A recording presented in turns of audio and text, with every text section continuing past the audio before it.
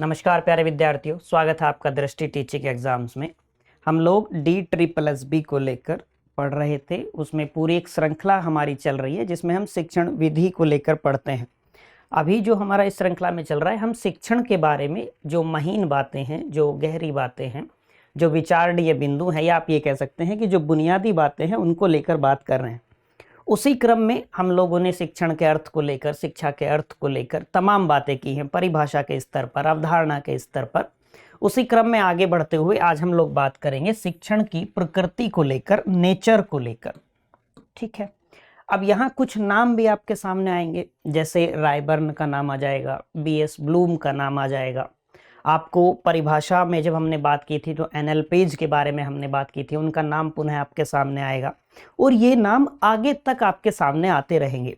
जब जब शिक्षण से संबंधित कोई सिद्धांत की बात आएगी, किसी कथन की बात आएगी, परिभाषा की बात आएगी, तब तब इन विद्वानों के नाम आपके सामने आते रहते हैं। यानी कि जब आप शिक्षण विधि को लेकर पढ़ रहे होंगे, शिक्षा शास्त्र को लेकर पढ़ रहे होंगे, तब तब आपको इनके नाम सुनने को मिलेंगे। अब इन विद्वानों के अनुसार कुछ बातें पहले कर लेंगे, फिर हम नेचर को लेकर भी समझेंगे। इन विद्वानों के अनुसार शिक्षण की प्रकृति क्या है उसको लेकर समझ लेंगे। फिर वैसे जो हमारे मौलिक विचार बन सकते हैं, जितने बिंदु हमारी समझ में आ सकते हैं कि हाँ ये शिक्षण की प्रकृति है, ये टीचिंग का नेचर है, उसको लेकर भी बात करेंगे। जैसे एक बहुत महत्वपूर्ण बिंदु ये है कि शिक्षण को एक त्रिध्रुवीय प्रक्रिया माना जाता है। क्या कहा जाता है कि एक ट्राइपोलर प्रोसेस है। शिक्षण एक त्रिध्रुवीय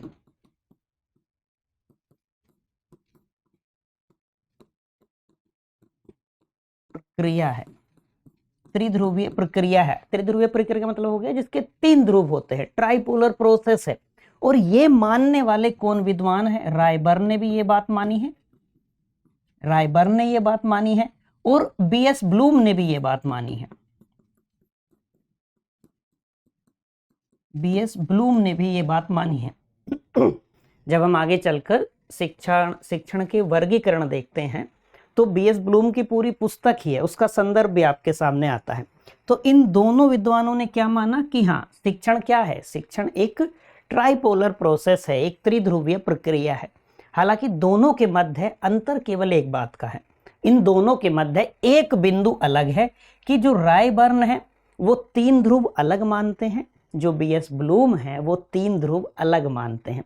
तो जैसे रायबर्न ने कौन कौन से 3 ध्रुव माने हैं? रायबर्न ने, जैसे हमने पहले भी बात की थी कि भाई एक शिक्षक होता है, एक विद्यार्थी होता है और पाठ्यचर्या है। तो 3 ध्रुव रायबर्न के अनुसार कौन कौन से हैं? एक शिक्षक, दूसरा कह लीजिए शिक्षार्थी या विद्यार्थी, और तीसरा आप कह लीजिए पाठ्यचर्या। जबकि B.S. ब्लूम ने 3 ध्रुव अलग माने हैं, उनके भी आप जान लीजिए।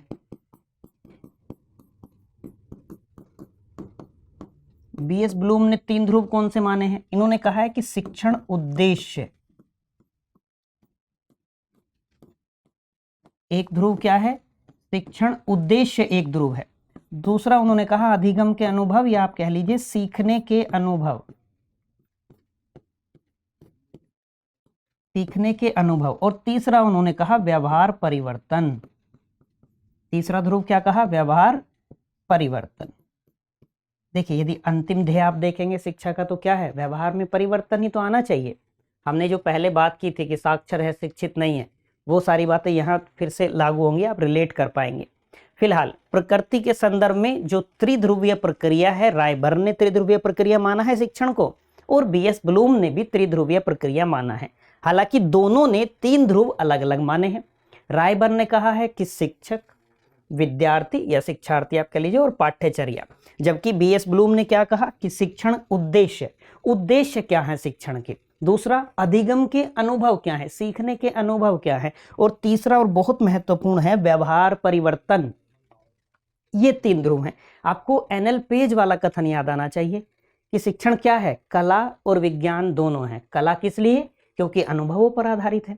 और विज्ञान किस लिए? क्योंकि उसमें क्रमबद्धता पाई जाती है, उसमें एक नियोजन पाया जाता है। बात समझ आ गई यहां तक की? हम एक ये भी तो कह सकते हैं कि शिक्षण क्या है, एक प्रकृति हम यह भी कह सकते हैं कि शिक्षण अंतःक्रिया है, शिक्षण अंतःक्रिया है। टीचिंग क्या है? इंटरेक्टिव है।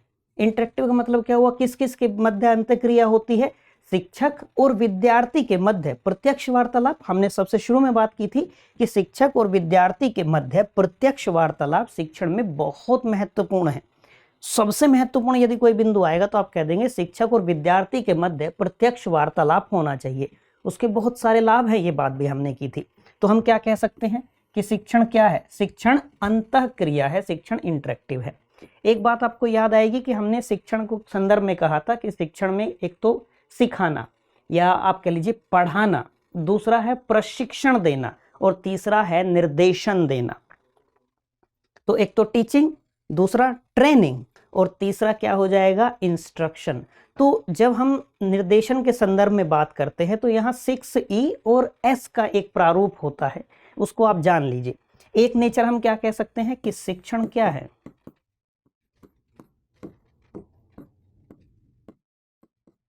निर्देशन की प्रक्रिया है। शिक्षण निर्देशन की प्रक्रिया है। इस निर्देशन की प्रक्रिया में ही जो निर्देशन की प्रक्रिया है इसको कहा जाता है कि 6E + S प्रारूप पर आधारित होता है। अब ये जो 6E है यानी कि E से 6 शब्द बनते हैं और S से 1 शब्द बनता है। जैसे इसमें एक बिंदु आता है एंगेज का, एक बिंदु आता है एक्सप्लोर का, एक बिंदु आता है एक्सप्लेन का। अर्थात निर्देशन में क्या क्या बिंदु शामिल हो गए कि शिक्षक क्या करते हैं? शिक्षक जो विद्यार्थियों को एंगेज करके रखते हैं। शिक्षक की जिम्मेदारी है कि यदि कोई विद्यार्थी कक्षा में उपस्थित है तो उसको शिक्षण अधिगम की प्रक्रिया में वो सक्रिय भागीदार बनाए, ये शिक्षक की जिम्मेदारी अधिक होती है। तो शिक्षक क्या करते हैं? अर्थात एंगेज करके रखते हैं। दूसरी बात अन्वेषण कह सकते हैं, एक्सप्लोर कह सकते हैं। तीसरा व्याख्या कह सकते हैं, एक्सप्लेन कह सकते हैं। चौथा आप ई से कह सकते हैं इलैबोरेट, विस्तृत, यानी कि शिक्षक विद्यार्थियों को जब कोई बात समझा रहे होते हैं तो उसको विस्तृत करके बताते हैं, इलैबोरेट करके समझाते हैं। फिर आप कह सकते हैं इवैल्यूएट, मूल्यांकन। फिर आप कह सकते हैं एक इवैल्यूएट मतलब निरंतर क्या होगा कि जो जो बिंदु शिक्षक ने विद्यार्थियों को समझाए उनका समय समय पर मूल्यांकन भी तो होगा। मूल्यांकन के भी तो कई प्रकार होते हैं, वो हम कभी और बात करेंगे मूल्यांकन के प्रकार को लेकर। फिर हम कहेंगे विस्तार, एक्सटेंड, कि भाई यदि कोई बिंदु ऐसा है जिसको विद्यार्थियों को अन्य बिंदुओं के साथ में वो जुड़ता है तो शिक्षक क्या करेंगे? उसको एक्सटेंड भी करते हैं। बात समझ पाए? अभी के लिए हमें केवल नेचर समझना है तो हम उतना गहराई से 6E और S को नहीं समझ रहे हैं। कभी इस पर बात होगी तो बहुत विस्तार से इस पर चर्चा की जाएगी। और फिर एक होता है मानक, S से, यानी कि स्टैंडर्ड। बात समझ आई यहां तक की? तो एक हम क्या कह सकते हैं कि शिक्षण की प्रकृति क्या है कि शिक्षण निर्देशन की प्रक्रिया है। जो उम्मीद है आसानी से समझ में आया होगा, निर्देशन की प्रक्रिया है। दूसरी बात, आपको जब हमने पहले बात की है शिक्षण की अवधारणा को लेकर, उसके आधार पर एक बिंदु स्पष्ट होगा कि शिक्षण सामाजिक तथा व्यवसायिक प्रक्रिया है। अब सामाजिक क्यों है, व्यावसायिक क्यों है, ये बात आपको आसानी से समझ में आएगी। जब हमने शुरुआत में अर्थ को लेकर समझा था, शिक्षण क्या होता है उसको लेकर समझा था, शिक्षा क्या होता है उसके अर्थ को लेकर बात की थी, तो आपको ध्यान आएगा कि हमने कहा था कि ज्ञान आधारित समाज की नींव है। एक ज्ञान आधारित समाज बनाने के लिए शिक्षा आवश्यक है, शिक्षण आवश्यक है। दूसरी बात, शिक्षक के संदर्भ में आप जोड़ लीजिए तो शिक्षक का घर चलता है, शिक्षक का जीवन यापन होता है। बात समझ पाए? कलाम साहब वाले कथन को याद कर लीजिए जिसमें उन्होंने एक व्यावसायिक प्रक्रिया के संदर्भ में बात कही थी कि महान व्यवसाय है शिक्षण। बात समझ आई यहां तक की? फिर हम क्या कह सकते हैं, एक बिंदु हम यह भी कह सकते हैं कि शिक्षण उद्देश्यपूर्ण प्रक्रिया है।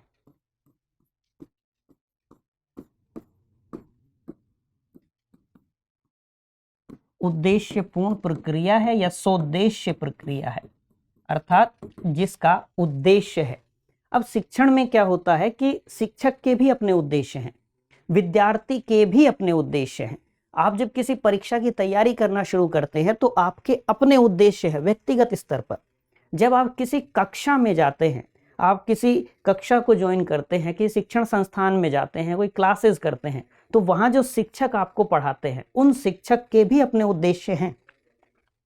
ये बात अलग हो जाएगी कि शिक्षक का अंतिम उद्देश्य ये होता है कि मेरे विद्यार्थी अपने उद्देश्यों को प्राप्त कर लें, अपने उद्देश्यों की पूर्ति कर लें, अपने लक्ष्यों को प्राप्त कर लें, लेकिन शिक्षक के भी अपने उद्देश्य तो हैं। तो कोई भी शिक्षण जब हम बात करेंगे, ध्यान रखना है कि उसका कोई ना कोई उद्देश्य होता है। अब यहाँ ये बात शामिल हो जाएगी कि बेशक वो शिक्षण औपचारिक हो या वो शिक्षण अनौपचारिक हो, या तो आप किसी संस्थान में जाकर शिक्षा प्राप्त कर रहे हो, औपचारिक शिक्षण हो तो भी उसका एक उद्देश्य है, यदि शिक्षण औपचारिक नहीं है तो भी उसका कोई उद्देश्य है। आपके शिक्षक आपको किसी अवधारणा को स्पष्ट कर रहे हैं तो उसका कोई उद्देश्य है। यदि आपके माता पिता, यदि हमारे माता पिता, परिवार के सदस्य, घर के कोई बड़े सदस्य, कोई भी बुजुर्ग हमें अपने जीवन अनुभव से कोई ज्ञान दे रहे हैं, अपने जीवन अनुभव से हमें कोई सीख दे रहे हैं, अपना अनुभव साझा कर रहे हैं हमारे साथ में, तो वो भी क्या है, उसका भी कोई ना कोई उद्देश्य है। बात समझ पाए? तो बेशक शिक्षण औपचारिक हो या शिक्षण अनौपचारिक हो, उसका कोई ना कोई तो उद्देश्य होता है। एक बिंदु हम यहीं से कह सकते हैं कि शिक्षण एक विकासात्मक प्रक्रिया है।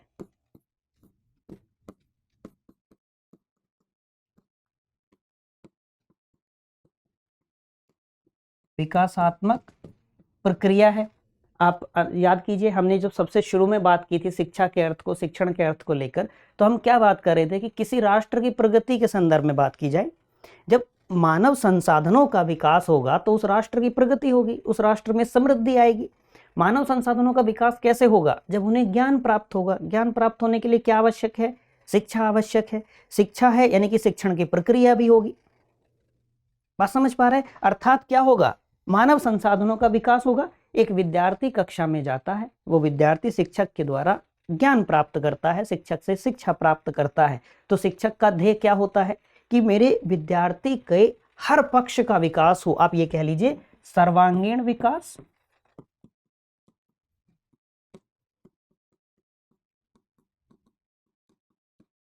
विद्यार्थी का सर्वांगीण विकास। सर्वांगीण विकास का अर्थ ये हुआ कि विद्यार्थी के हर पक्ष का विकास हो, शारीरिक पक्ष का विकास हो, मानसिक पक्ष का विकास हो, आध्यात्मिक पक्ष का विकास हो, नैतिक पक्ष का विकास हो, सामाजिक पक्ष का विकास हो, उसके व्यक्तित्व का विकास हो।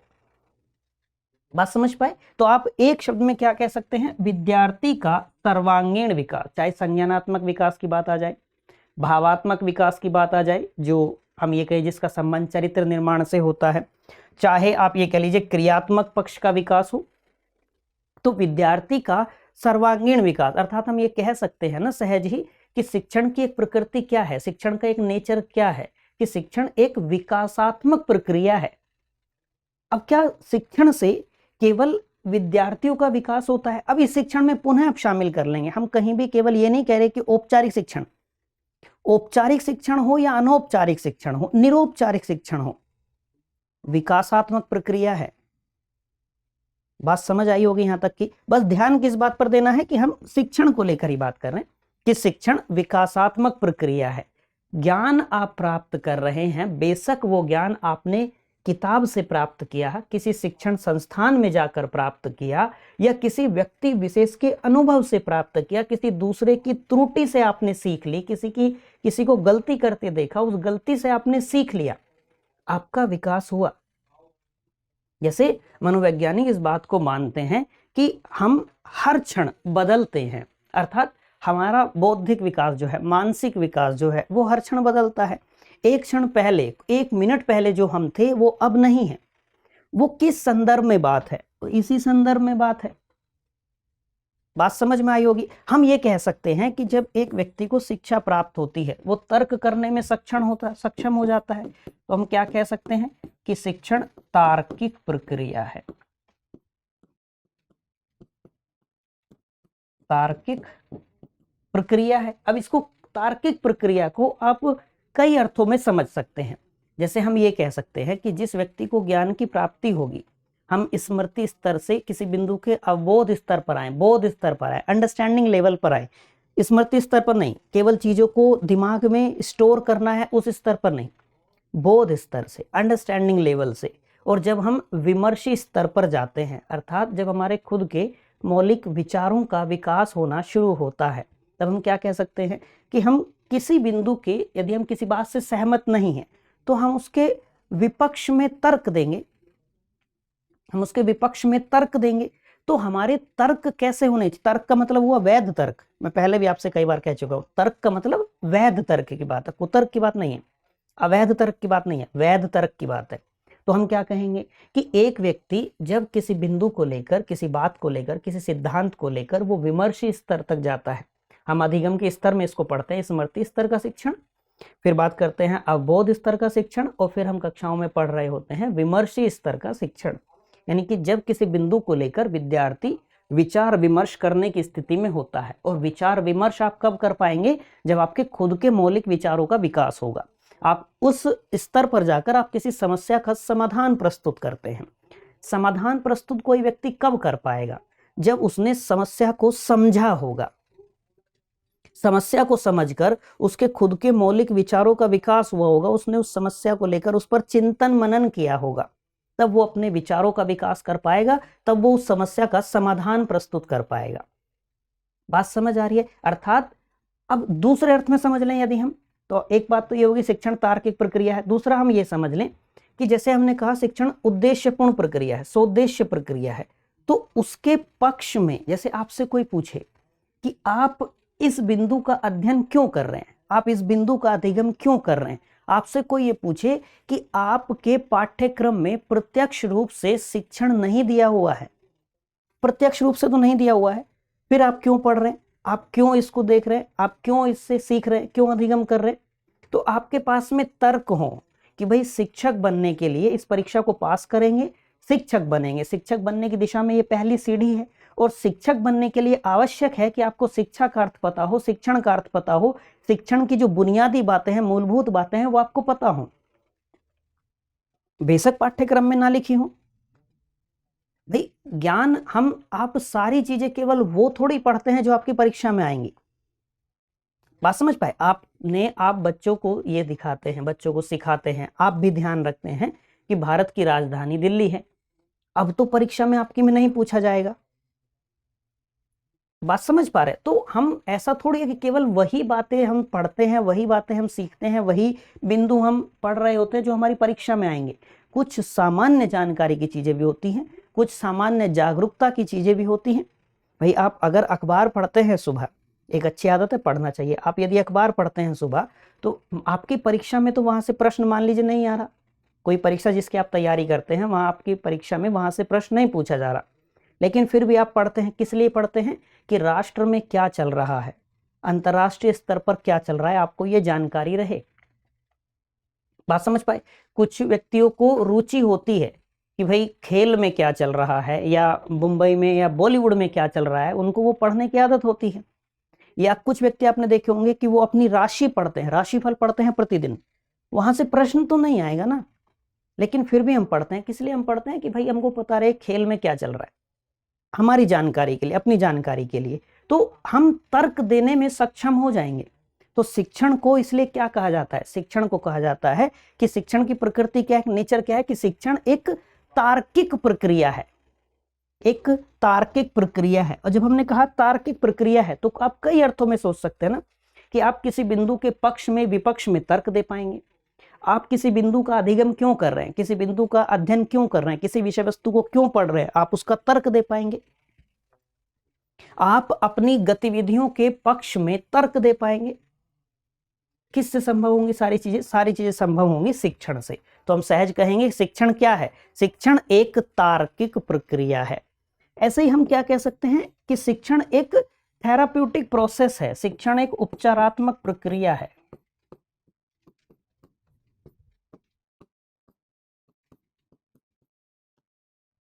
उपचारात्मक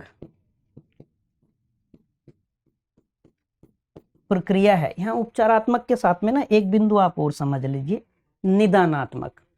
निदानात्मक का मतलब क्या हुआ? Diagnostic, diagnostic process. और उपचारात्मक का अर्थ क्या हुआ? Therapeutic process. इसका अर्थ क्या होता है? जैसे मैं कक्षा में भी आपको यही उदाहरण देता हूं, कई बार जब जब थेराप्यूटिक की और डायग्नोस्टिक की बात आती है, हमेशा उदाहरण यही रहता है, इससे समझने में सरलता होती है। यहीं से आप समझ लीजिए एनएल पेज वाली बात कि शिक्षण क्या है, कला है, अनुभवों पर आधारित है।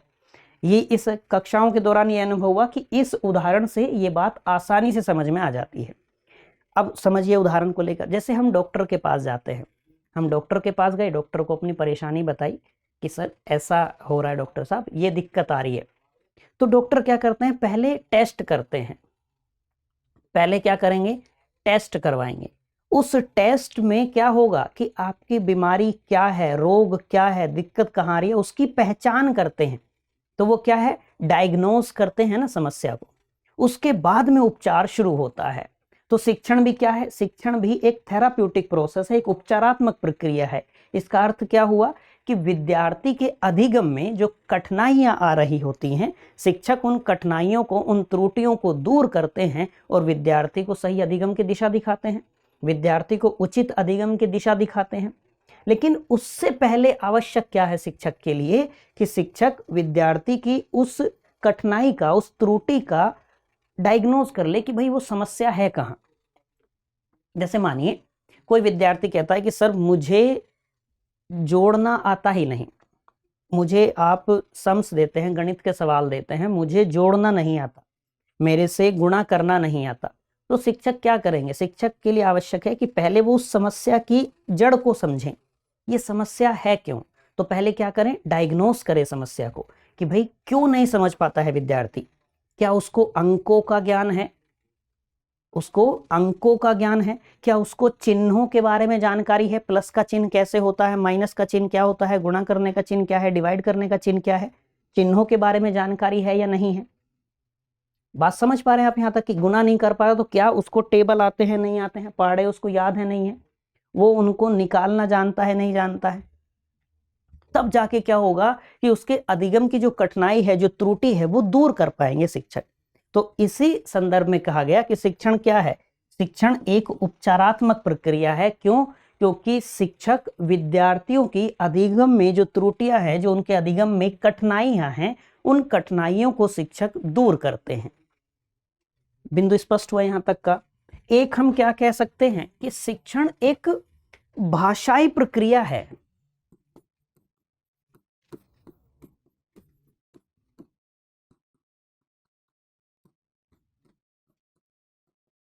एक लिंग्विस्टिक प्रोसेस है। कैसे है, एक लिंग्विस्टिक प्रोसेस कैसे है, यदि शिक्षक कक्षा के दौरान कोई बिंदु समझा रहे हैं, कोई संकल्पना, कोई अवधारणा, कोई सिद्धांत है, कोई भी बिंदु, कोई भी तथ्य है, उसको समझाने के लिए शिक्षक एक साधन के रूप में भाषा का प्रयोग करेंगे। अब वो भाषा के बारे में यदि विद्यार्थी उस भाषा से परिचित नहीं है तो क्या होगा कि शिक्षक और विद्यार्थी के मध्य जो वार्तालाप है उसमें बाधा का काम कौन करेगा, भाषा कर देगी, भाषा बाधा बन जाएगी। जब भाषा बाधा बन जाएगी अर्थात ना तो शिक्षक का शिक्षण प्रभावी होगा, ना विद्यार्थियों का अधिगम प्रभावी होगा, दोनों चीज प्रभावी नहीं होंगी। ना शिक्षक और विद्यार्थी के मध्य जो संचार होगा, ना वो संचार प्रभावी होगा। बात समझ में आई। तो हम ये कह सकते हैं ना कि भाषा क्या करती है, जैसे एक छोर पर हम कहें शिक्षक है, एक छोर पर शिक्षक है, दूसरे छोर पे विद्यार्थी हैं या शिक्षार्थी हैं, ठीक है। तो यहां जो भाषा है, भाषा है, भाषा किसका काम कर रही है, हम कहेंगे कि भाषा एक सेतु का काम करती है, एक ब्रिज का काम करती है। इस भाषा वाले ब्रिज को आधार बनाकर ही शिक्षक अपने विचार विद्यार्थियों तक पहुंचाएंगे, विद्यार्थी अपनी अधिगम की कठिनाई शिक्षक तक पहुंचाएंगे। तो हम ये भी कह सकते हैं कि एक नेचर क्या हो गया, शिक्षण क्या है, शिक्षण एक भाषाई प्रक्रिया है, अर्थात भाषा साधन होती है, भाषा आधार होती है, जो संकल्पनाएं हैं, तथ्य हैं, सिद्धांत है, सामान्यीकरण है, इन सभी का बोध विद्यार्थी को कब हो पाएगा, भाषा के माध्यम से। शिक्षक और विद्यार्थी के मध्य जो प्रत्यक्ष वार्तालाप है, हमने कहा कि बहुत महत्वपूर्ण है, लेकिन उस प्रत्यक्ष वार्तालाप के लिए आवश्यक क्या है, शिक्षक और विद्यार्थी के मध्य प्रत्यक्ष वार्तालाप होना। अब प्रत्यक्ष वार्तालाप होगा, अब उस वार्तालाप में भी क्या आवश्यक है कि शिक्षक और विद्यार्थी संचार में जिस भाषा का प्रयोग करेंगे दोनों उस भाषा के बारे में जानते हों, अर्थात शिक्षक और विद्यार्थी के मध्य भाषा क्या काम करती है, भाषा एक सेतु का काम करती है। एक सेतु का काम करती है। बिंदु स्पष्ट हुआ। एक अंतिम बात हम यह भी कह सकते हैं नेचर में कि शिक्षण सतत प्रक्रिया है।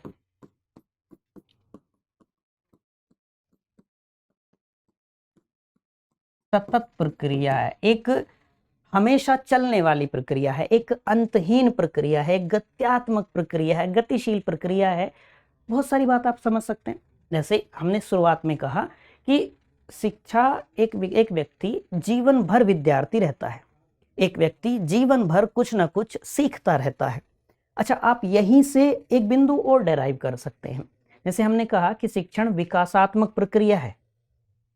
अब आप समझिए, हमने कहा शिक्षण विकासात्मक प्रक्रिया है और शिक्षण सतत प्रक्रिया है, अर्थात विकास भी कैसा होगा?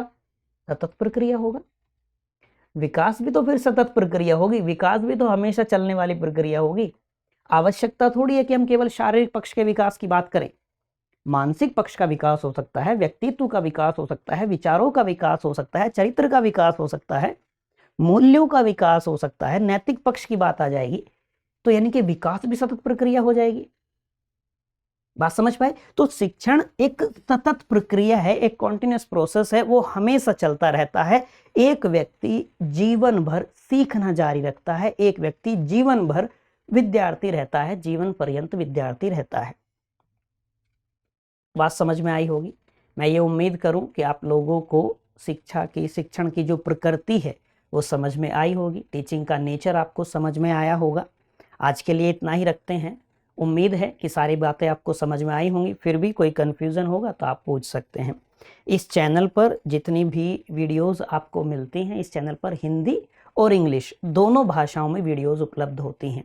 तो आप क्या कर सकते हैं, आप जिस भाषा में सहज हों उस भाषा में आप देख सकते हैं। यदि हिंदी में सहज हैं तो हिंदी देख लीजिए, यदि अंग्रेजी में आप सहज हैं तो आप अंग्रेजी में कक्षाएं देख सकते हैं। बिंदु स्पष्ट हुआ। आज के लिए इतना ही रखते हैं। मिलते हैं आपसे किसी अगली क्लास में किसी अगले बिंदु के साथ। Till then bye bye, have a nice day.